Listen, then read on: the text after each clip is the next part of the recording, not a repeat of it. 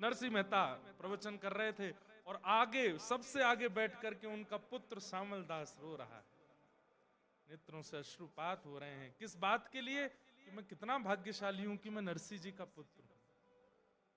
नरसिंह जी के पास में भोजन की व्यवस्था नहीं है, नरसिंह जी के पास में कपड़े पहनने को लिए नहीं है, लेकिन नरसिंह ऐसे भक्त हैं कि उनके पुत्र इस बात का सौभाग्य माने। बहुत सारे श्रोता बैठे थे, गिने चुने लोग कथा सुनने आते थे। आज की कथा जैसे विश्राम हुई सब लोग उठ करके जाने लगे, लेकिन एक तो श्यामल दास नहीं उठा और एक पीछे एक व्यक्ति नया नया बैठा था, वो भी नहीं उठा। नरसिंह मेहता बोले, मैं अपने श्रोताओं को जानता हूं पर ये मैंने पहली बार देखा, कौन हो भैया? अब उन्होंने हाथ जोड़ करके कहा, बोले मैं बड़नगर से आया हूं, मेरा नाम दीक्षित है। मैं बड़नगर के बहुत बड़े एक उद्योगपति ब्राह्मण हैं, मदन राय मेहता, मैं उनका कुल पुरोहित हूं, मैं उनका कुल पुरोहित हूं। बहुत ध्यान से सुनिए, सब लोग इधर देख के सुनिएगा कथा। दीक्षित जी यहां क्यों बैठे थे कथा में? दीक्षित जी को उनके यजमान यानी कि मदन राय मेहता ने कहा था कि आप मेरे बेटे के लिए, मेरी बेटी के लिए सुयोग वर ढूंढ के लाओ। तो दीक्षित जी ने कहा कि हमारे गुजरात में जूनागढ़ है, वहां बहुत ब्राह्मण रहते हैं, मैं जूनागढ़ जाता हूं, वहां से कोई ब्राह्मण बालक देख के लाऊंगा आपकी पुत्री के लिए। क्योंकि मदन राय मेहता जो थे उस जमाने में 10 लाख की संपत्ति के स्वामी थे, बहुत बड़े आदमी थे, और उनकी पुत्री ब्राह्मणी, उसके लिए ऐरा गैरा कोई हो नहीं सकता था।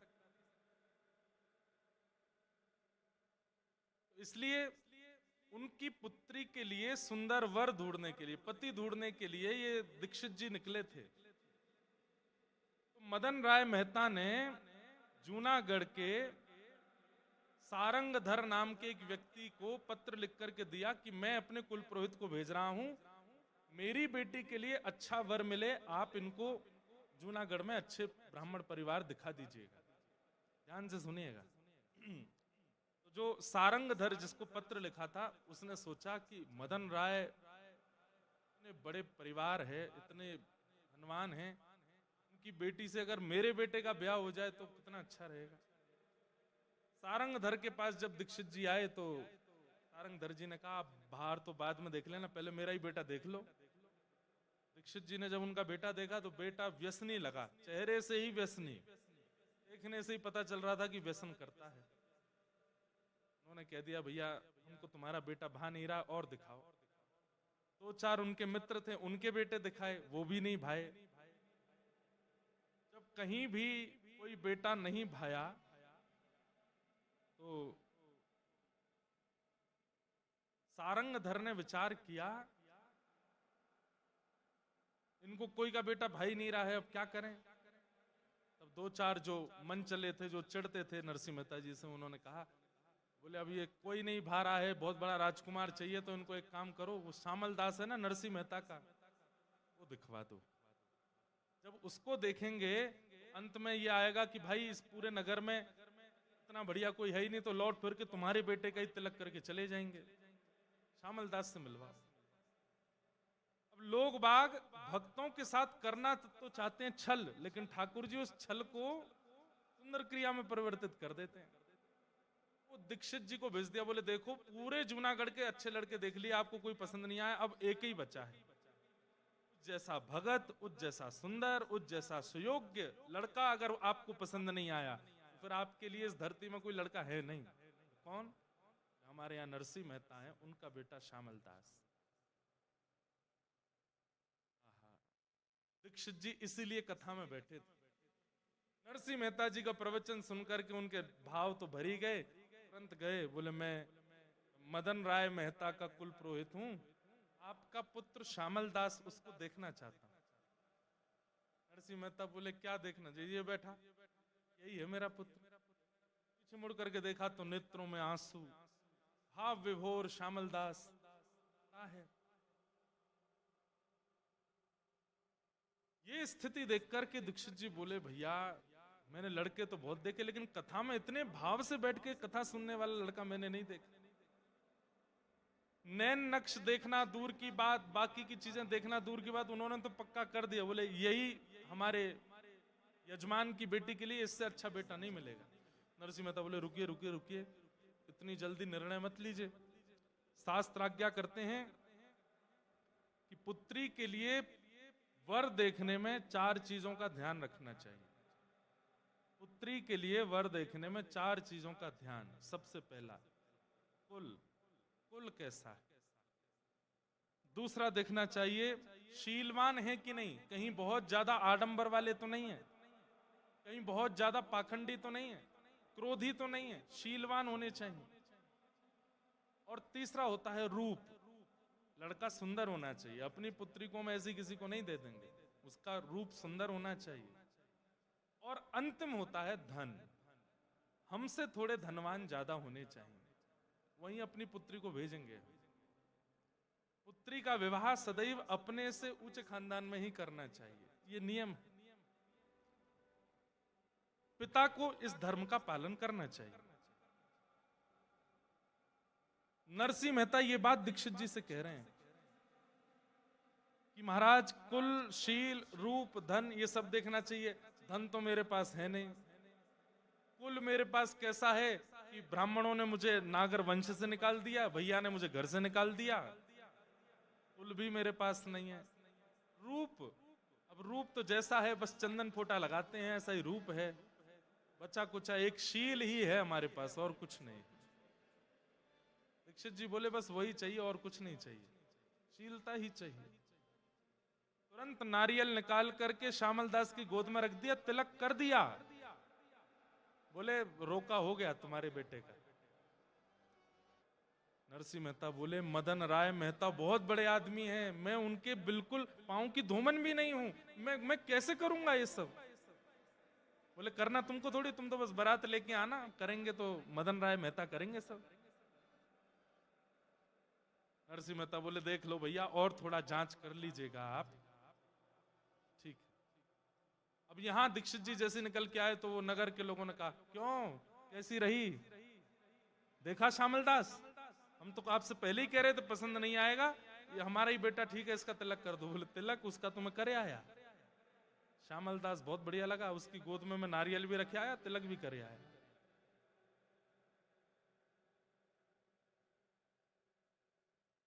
सब नरसिंह मेहता से चिढ़ने वाले सोचने लगे हम करना तो कुछ और चाहते हैं, हो कुछ और कैसे जाता है। नरसिंह मेहता के बेटे श्यामल दास का ब्याह मदन राय मेहता की बेटी से होगा। लोग अरे मदन राय की बेटी से, अरे नरसिंह बारात भी नहीं लेके जा पाएगा ऐसी, अरे कितना बड़ा आदमी है वो, उसको जब पता चलेगी नरसिंह कैसा आदमी है तो क्या वो कहां अपनी बेटी का ब्याह करेगा। लेकिन उन मन चले लोगों का मन माना नहीं, बोले ये दीक्षित कुल पुरोहित है, इसकी बात मदन राय मेहता काटेगा नहीं, हम क्या करें। तो उन्होंने पत्र लिख दिया, मदन राय मेहता जी हम जूनागढ़ के फलाने फलाने व्यक्ति हैं, आपके कुल पुरोहित ने गलत लड़के का चयन करके तिलक कर दिया है, श्यामल दास तो ऐसा है, उसके पिता ऐसे हैं, ताल कूटा मंजीरा बजाते रहते हैं, पूरे दिन कीर्तन करते हैं, खान पीन का कोई इनका ठिकाना नहीं।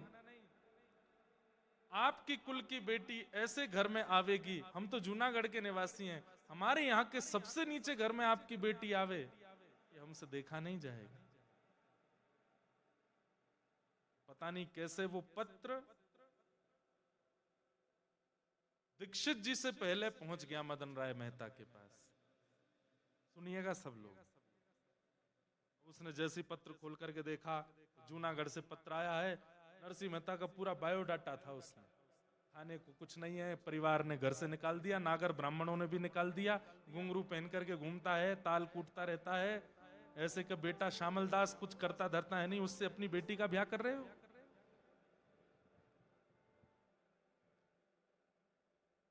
देख करके मदन राय तो बहुत परेशान हुआ, बोले मेरे कुल गुरु कैसे बेटे का तिलक करके आए। यहां पर कुल गुरु जैसे ही आए, आकर के वो तो नाचने लगे। मदन राय ने जाके चरण पकड़े, गुरुजी इतने प्रसन्न, बोले इतना सुंदर लड़का मिला है तुम्हारी बेटी के लिए। बोले मैं जानता हूं, श्यामल दास। तुम कैसे जानते हो? बोले नरसी का बेटा। बोले हाँ हाँ हाँ, वही वही वही। गुरुदेव, कुल के गुरु कुल का भला सोचते हैं, आप क्या करके आए हैं? वो नरसी के यहाँ पर भोजन करने को अन्न नहीं होता, वो पूरे दिन ताल कूटता रहता है। आप जानते हैं कि मेरा कुल कैसा, परिवार कैसा, संपत्ति कितनी, और फिर भी आप ऐसे के बेटे से मेरी बेटी का ब्याह निश्चित करके आए। मैं मरते मर जाऊंगा लेकिन अपनी बेटी को श्यामल दास से ब्याह नहीं कराऊंगा। कुल पुरोहित बोले तुम्हें कैसे पता कि ये सब स्थिति है? बोले देखो पत्र आया है।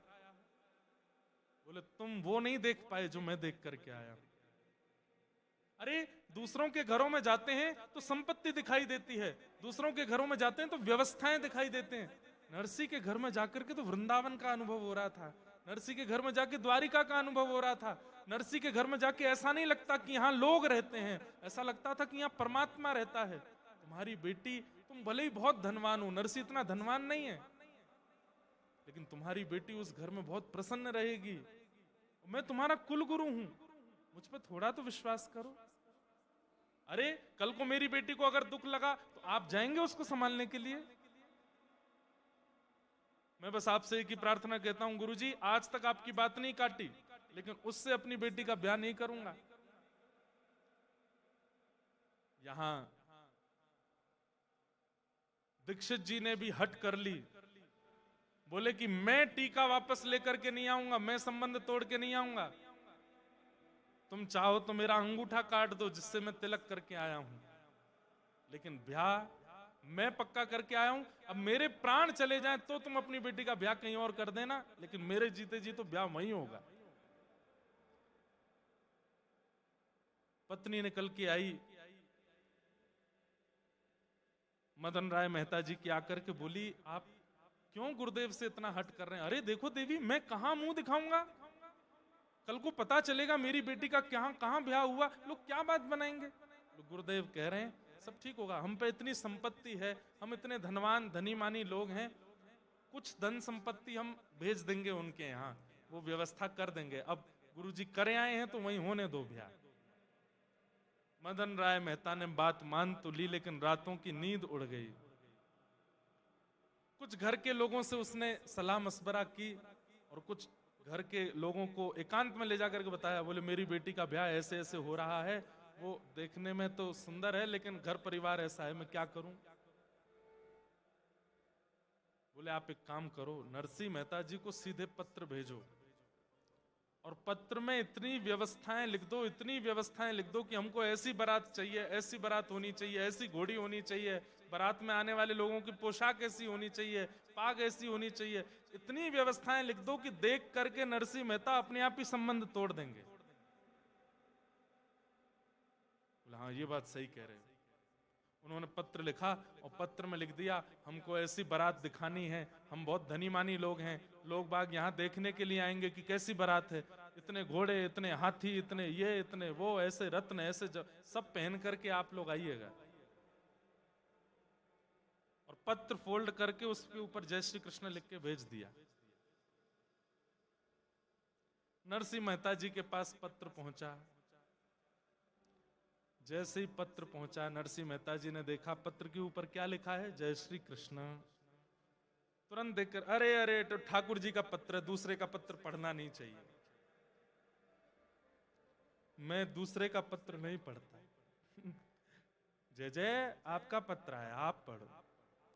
पत्र जाके वो अनओपन्ड पत्र, वो फोल्डेड पत्र ही धर दे, देखा ही नहीं। खड़े खड़े ठाकुर जी के, नरसी देख तो ले घोड़े कितने हैं, ये हाथी कहां से आएंगे इतने।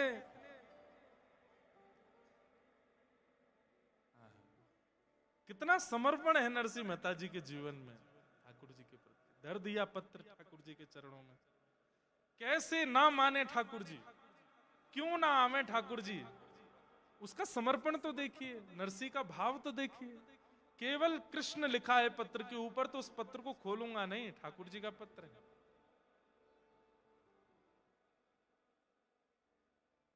नरसिंह मेहता जी की पत्नी को ठाकुर जी ने स्वप्न दिया, और स्वप्न में ठाकुर जी ने संकेत किया कि मेरे चरणों में एक पत्र रखा, उसको खोल के पढ़ लो।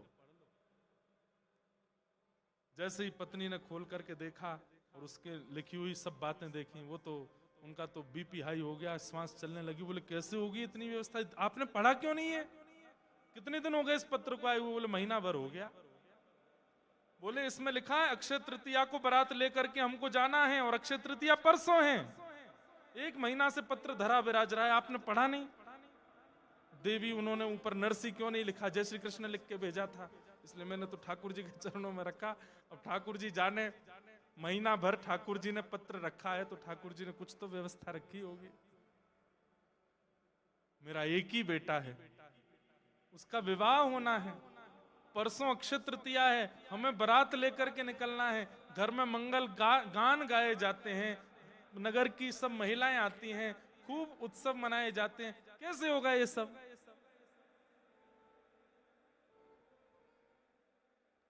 लाज रखो गिरधारी, मोरी लाज रखो गिरधारी, मोरी लाज रखो गिरधारी, मोरी लाज रखो गिरधारी।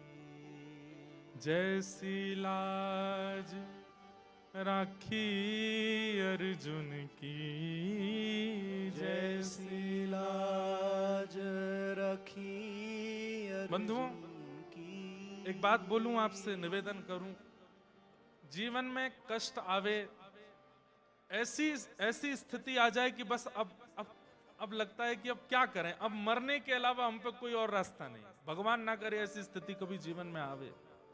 पर एक बात हमारी लिख लीजिएगा, हर व्यक्ति के जीवन में 5 अग्नियां आती हैं। आपका जीवन चाहे जितना बड़ा हो, 80 वर्ष का है, 90 वर्ष का है, 100 वर्ष का है, 5 बार ऐसी परिस्थिति आएगी कि आप टूट जाएंगे। वो पंचअग्नि है। मैं डराने के लिए नहीं बोल रहा हूं, ये हम सबका जीवन ऐसे ही डिजाइन किया है ठाकुर जी ने। 5 बार ऐसी परिस्थिति आती है कि आप बिल्कुल इस स्थिति में आ जाएंगे कि अब हम करें क्या।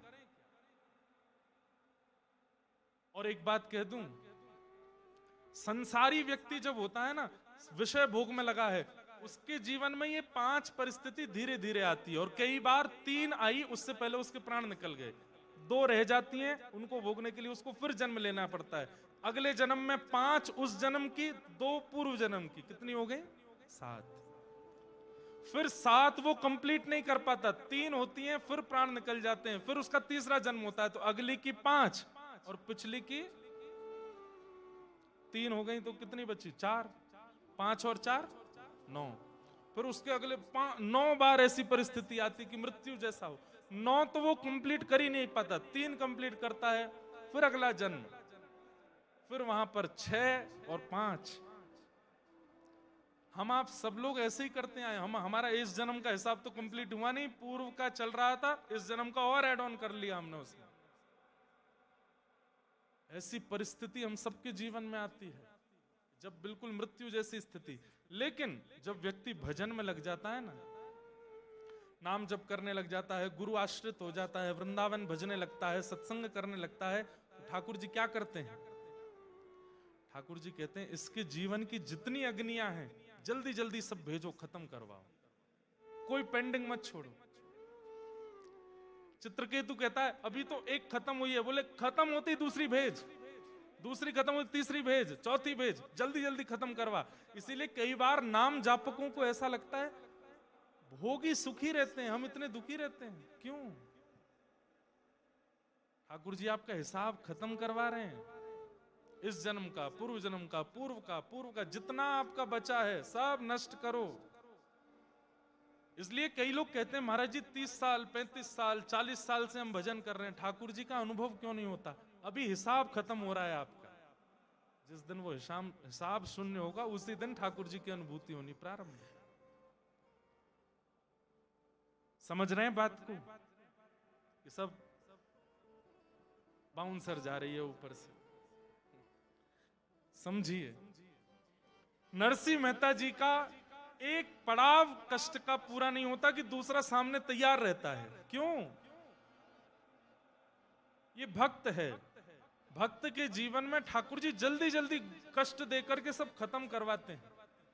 जल्दी सब निपट लो। आप देखेंगे हमारे वृंदावन में आकर के, मैं नाम नहीं लूंगा, लेकिन अधिकतर महापुरुषों को आप देखेंगे शरीर में कोई रोग है। किन्हीं को शरीर में कोई रोग है, किन्हीं को कोई। मैं तो जितने महापुरुषों से मिला हूं सबके कुछ ना कुछ है। उनका भोजन शुद्ध, उनकी रहनी शुद्ध, उनका नियम शुद्ध, उनका जीवन शुद्ध, सब कुछ शुद्ध। उसके बाद भी उनके शरीर को रोग कैसे हो गया? और व्यसनी जो रात दिन पीते रहते हैं उनको कुछ नहीं हो रहा है। क्यों? ठाकुर जी कष्ट नहीं दे रहे हैं। उनका जो इस जन्म का, पूर्व जन्म का, पूर्व से पूर्व जन्म का जो कर्म बंधन बचा है, जो शेष रह गया है, उसको निकलवाते हैं, निवृत्त करवाते हैं। इसलिए मैं अनुरोध करता हूं कि कष्ट आ जाए तो भोग लो, उसको समाप्त कर लो, उससे भागो मत। बस ठाकुर जी का नाम मत छोड़ना। और ये पद सूरदास जी का अगर याद हो जाए तो कभी ऐसी परिस्थिति आ जाए कि बस अब मृत्यु दिखाई दे रही है और कुछ नहीं, ठाकुर जी के आगे बैठ के गा लिया कीजिए, जैसी लाज राखी अर्जुन की, जैसी लाज राखी अर्जुन की, भारत युद्ध पछारी, ओ भारत युद्ध पछारी, सारथी हो के रथ को हाँक्यो, सारथी हो के रथ को हाँक्यो, सारथी हो के रथ को हाँक्यो,